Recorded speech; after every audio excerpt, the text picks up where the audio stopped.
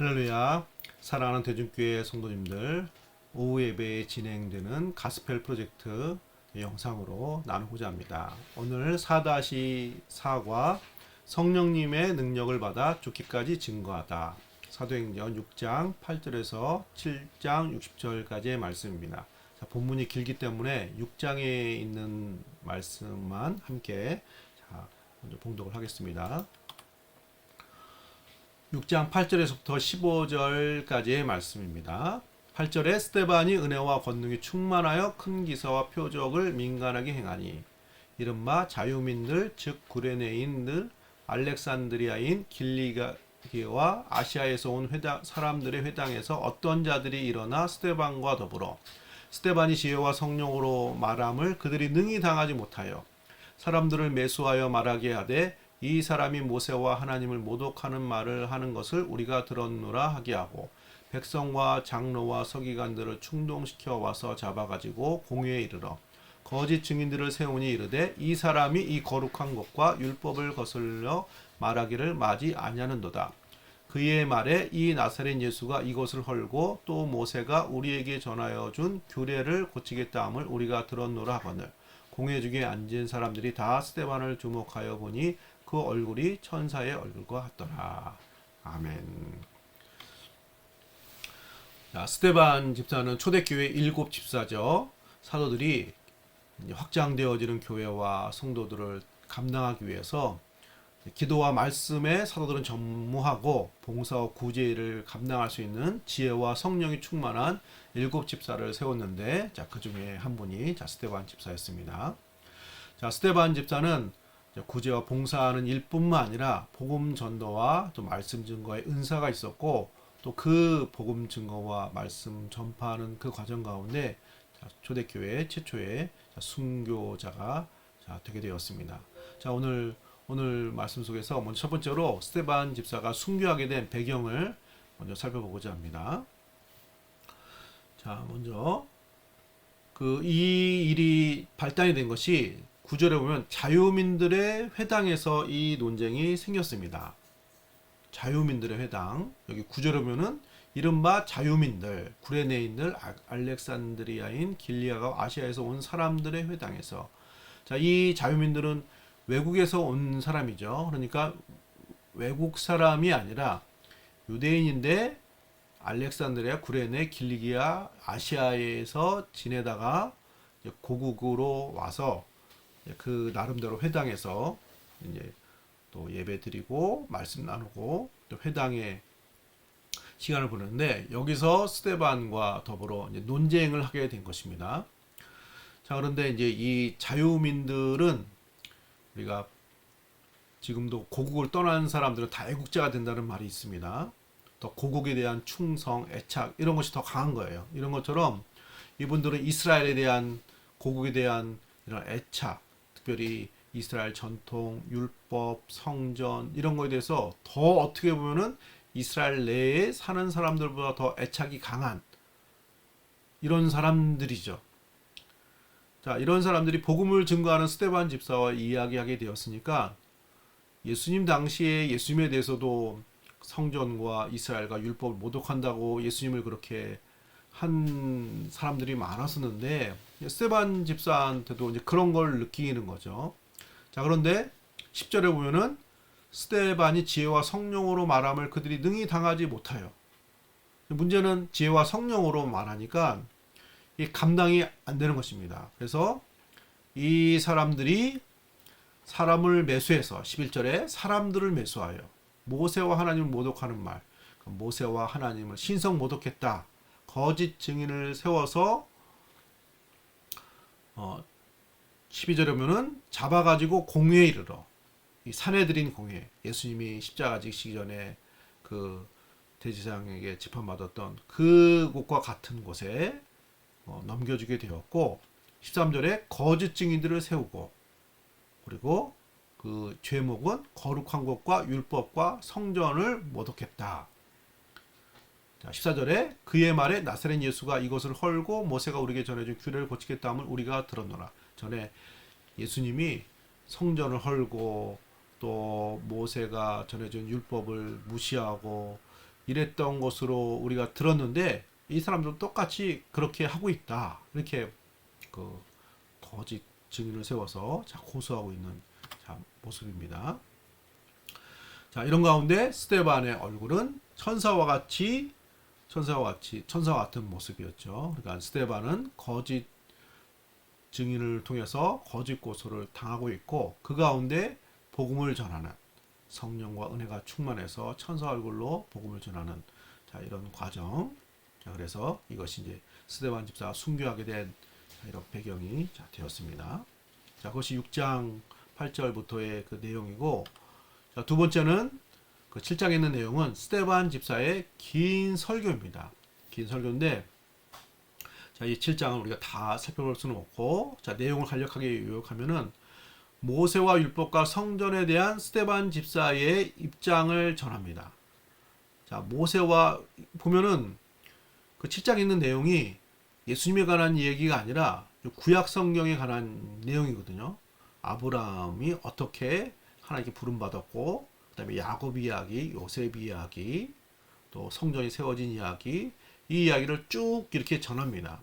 자, 이런 모세와 율법과 구약 역사에 대한 내용은 그 스데반 집사를 고소한 사람들이나 이스라엘 사람들의 생각이나 크게 다르지 않습니다. 자, 이것에 대해서 사람들이 화를 내고 스데반 집사를 고소하고 돌로 쳐 죽이고 이런 일은 생기지 않았겠죠.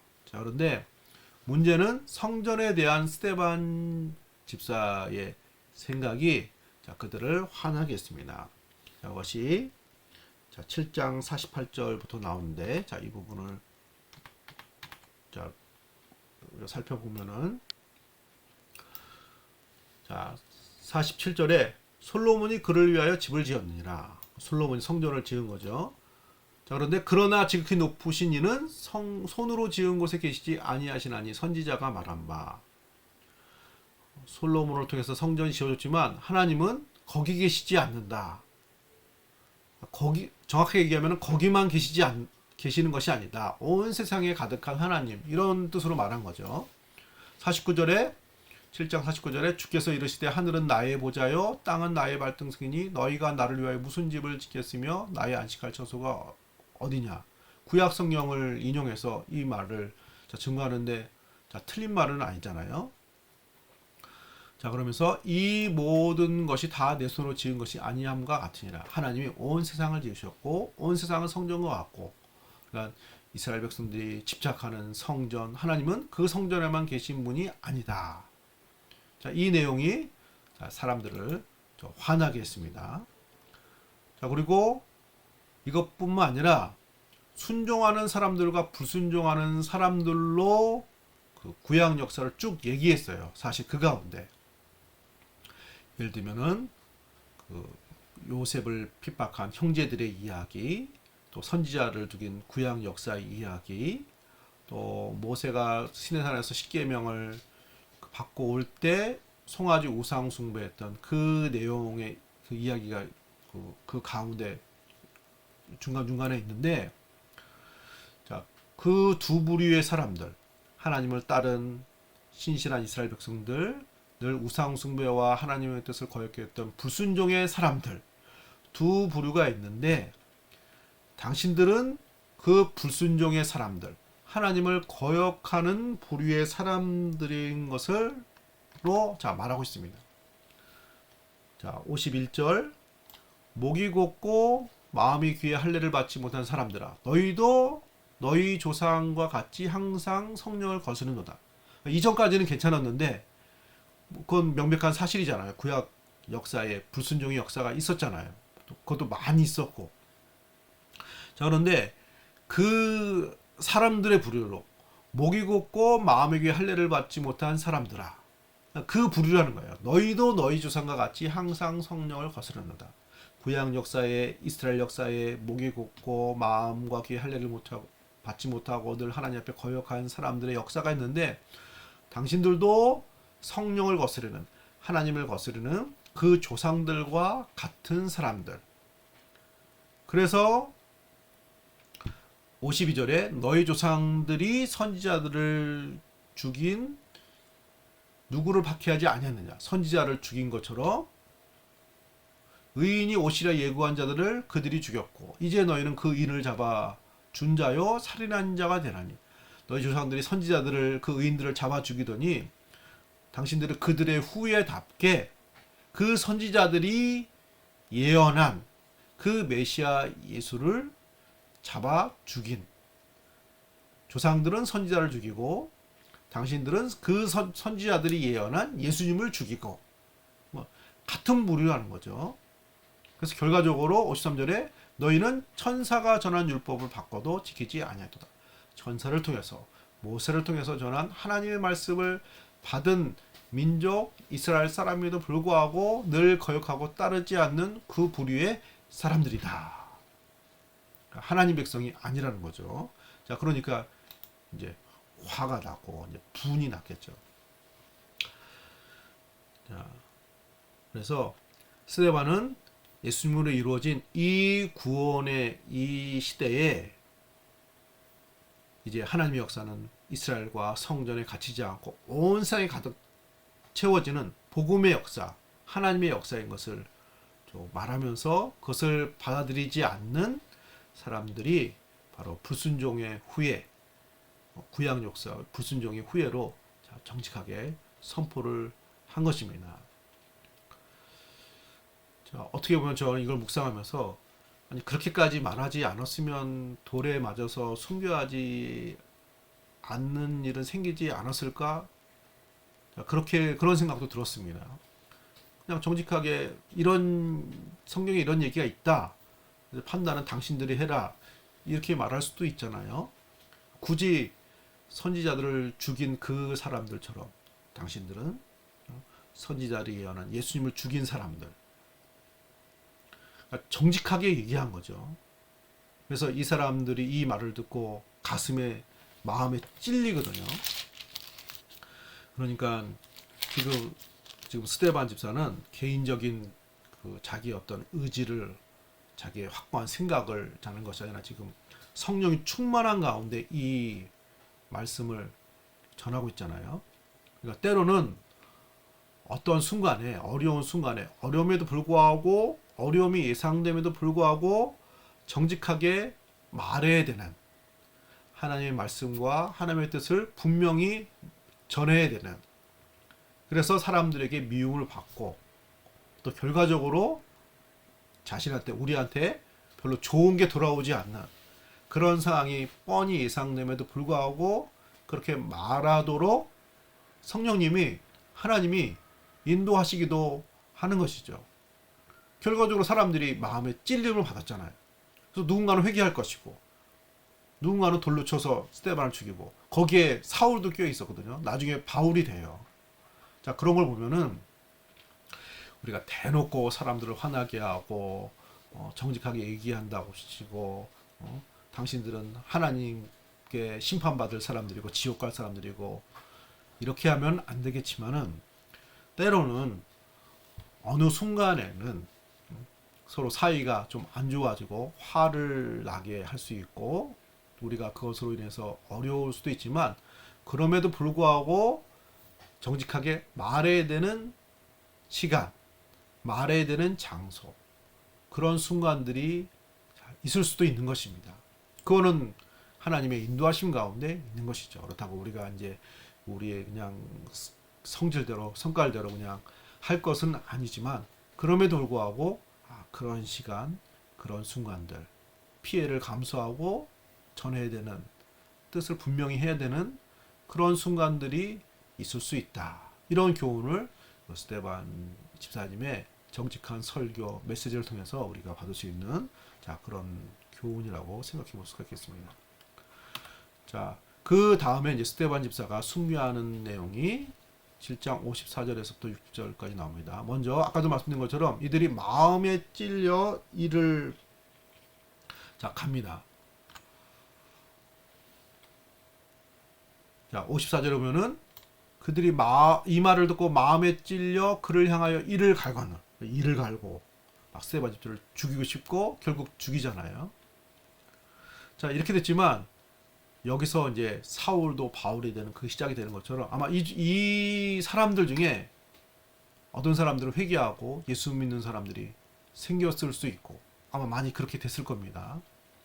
그리고 이것이 결과적으로 핍박을 불러오게 되었지만 복음이 더 급속도로 확산되는 이런 모습도 되거든요. 사도행전 8장에 보면은 자, 그런 것을 보면서 때로는 사람들의 마음에 찔리는 얘기라고 할지라도 또 전해야 되지 않을까 이런 생각이 듭니다.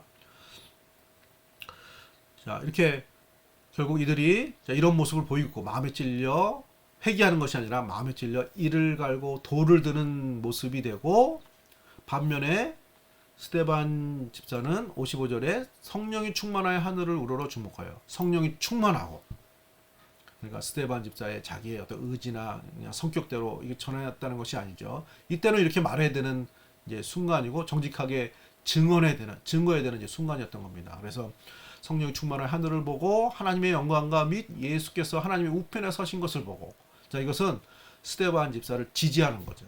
스데반 집사의 말을 인정해 주는 것이고 옳다고 하는 것이고, 이 재판정과 같은 이곳에서 사람들은 스데반 집사를 죄인 취급하고 돌로 쳐서 죽이려고 하지만 하나님과 하나님의 나라는 스데반 집사를 받아들이고 인정하고 스데반 집사를 옳다고 하는 거죠. 그래서 스데반 집사가 56절에 말하되 보라 하늘이 열리고 인자가 하나님 우편에 서신 것을 보노라. 하나님이 자기를 축복하신다는 거예요. 인정해 주신다는 거예요. 사람들로부터는 죄인 취급받지만, 자, 그러니까 더 이상 듣지 못해가지고 이 사람들이 그들이 큰 소리를 지르며 귀를 막고 일제히 그에게 달렸다. 더 이상 못 듣겠다 하고 귀를 막고 돌로 쳐 죽이는. 58절에 성 밖에 내치고 돌로 칠세 증인들이 옷을 벗어 사울이 하는 청년의 발 앞에 두니라. 나중에 보면은 사울이 스데반 집사가 순교하는데 찬성표를 던졌다는 말이 있어요. 그러니까 그 사울이 랍비였잖아요. 그러니까 돌로 쳐 죽일 만한, 돌에 맞을 만한 말과 행동을 했다, 이렇게 율법을 어떻게 보면 해석해 준 거죠. 자, 그러면서 스데반 집사가 결국은 순교하게 됩니다. 59절에 그들이 돌로 스데반 집사를 치니 스데반이 부르짖어 이르되 주 예수여 내 영혼을 받으시옵소서. 아마도 어떻게 보면 스데반 집사는 순교를 직감하고 예상했는지도 모릅니다. 순교의 각오를 하고 이 모든 것을 감당한 것을 볼 수가 있습니다. 60절에 무릎을 꿇고 이르되 주여 이 죄를 그들에게 돌리지 마옵소서, 이 말을 하고 자니라.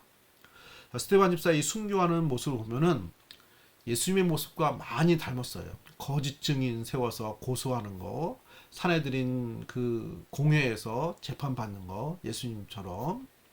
그리고 예수님 십자가 죽으실 때 저들의 죄를 용서하여 주옵소서, 자기들이 하는 것을 알지 못합니다, 이렇게 기도했던 것처럼 스데반 집사도 그렇게 기도하고 죽음을 맞이하잖아요. 스데반 집사의 순교의 모습은 예수님의 십자가의 죽으심의 모습을 닮았죠. 그러니까 예수님의 발자취를 따라가는 스데반 집사의 순교의 모습을 우리가 볼 수가 있습니다. 자, 오늘 말씀을 이렇게 정리를 다시 해보면은, 정직한 선포가 결국은 박해를 불러일으켰다. 우리가 지혜롭게 해야 되지만은 아까도 말씀드린 것처럼 때로는 정직한 선포, 정직한 하나님의 뜻을 전할 때가 있고 시간과 장소가 있다.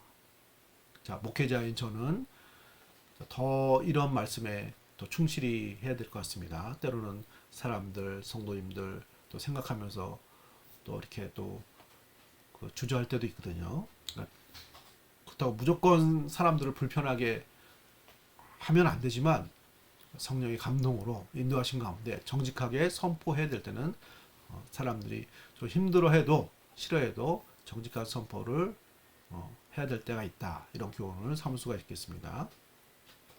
두 번째로, 복음의 증거와 신앙생활은 때론 어려움에 직면하지만 이 모습을 통해서 하나님의 나라는 더 드러나게 된다.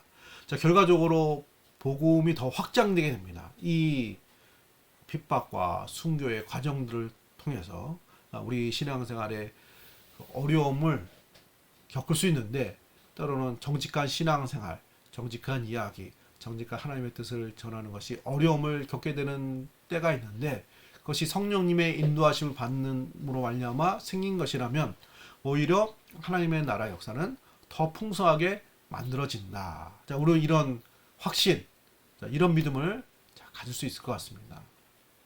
자, 코로나19 시절에 교회가 조금 비판받고 또 교회가 비판받을 만한 단초를 제공하는 면도 또 없지 않아 있는 모습도 있긴 합니다.